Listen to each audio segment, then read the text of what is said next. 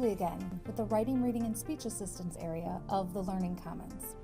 I taught you already about hyphens, those short things, but now I'm going to talk to you about those longer things, dashes. Did you know that there are actually two different types of dashes? There's the N dash and the M dash. They're both used for completely different reasons.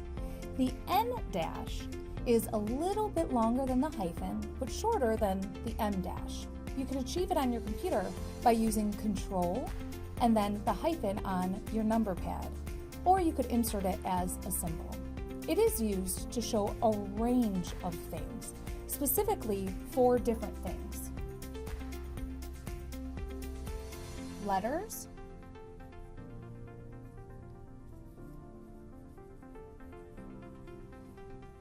numbers,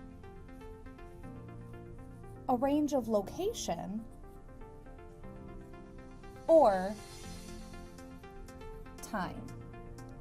So, for letters, let's say I'm looking through the A-L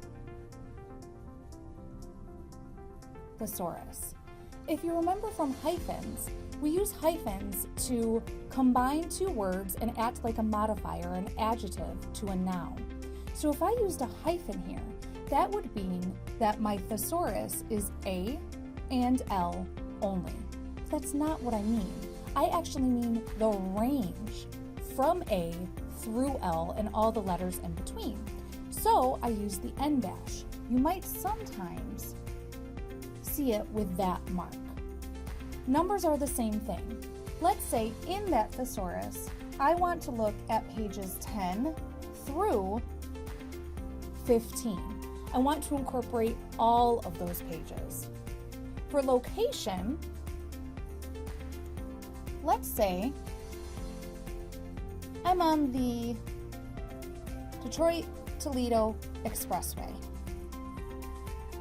Now, I don't mean that the expressway goes through Detroit and Toledo only. That would be a hyphen.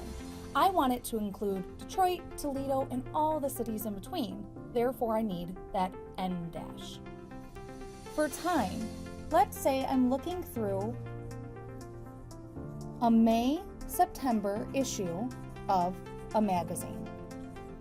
Again, I want to show the range of months, so I need to use the N dash. That's a very specific grammatical decision that we need to make. However, when using the M dash, that's more of a stylistic choice that you as a writer make. You are able to emphasize information within your sentence. Sometimes we do that with a dash, or sometimes we do that with a parentheses, or even just commas. So when do we decide which to use? Well, the M dash is like a shout in order to highlight the information within those dashes. You could achieve a dash on your computer by holding on to the Control and the Alt keys and then hitting the hyphen on your number pad. You could insert the symbol, or easily you could use 2 hyphens, type the next word and hit space, and your computer will automatically do it for you. Let's look at an example in which I might want to really highlight or shout that information.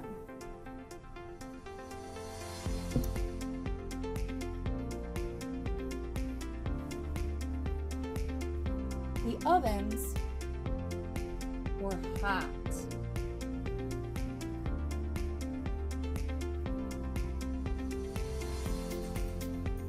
Steaming hot! Exclamation point. In this case, I really want to shout how hot those ovens were, so I'm going to use an M dash. You will sometimes see them like that. That's the longest dash that you have. Now, it's important to note that when using a dash, you could actually use either 1, like I did here, or 2. I could have said it was hot, steaming hot, near the ovens, and in that case, whatever is in between my 2 dashes is the thing that I'm trying to highlight. Now, sometimes I don't really have to shout the information. I want to whisper the information, more like an aside to my reader. I use the parentheses in order to do that.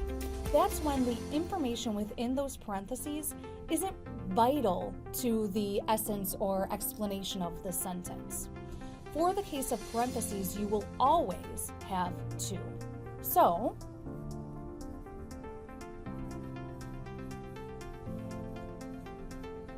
the boy got a puppy for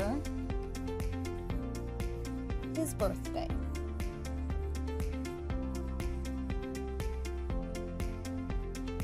May 5th. Now, it's not really important that his birthday is the 5th of May. What's really important is that he got a puppy. So I could just whisper that information to you as an aside. It's just giving you additional information. It will always have to have the to, the opening and closed parenthesis. It could be used in the middle of the sentence.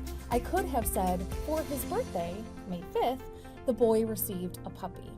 In the same case, both are just whispering the information, and whatever is on the outside of the parentheses is what's highlighted. Or I could actually just use commas in a sentence. If I use commas, all of the information is of equal balance. I'm not trying to shout or whisper the information, I'm just giving you extra stuff. So if I said, my only sister, Meg,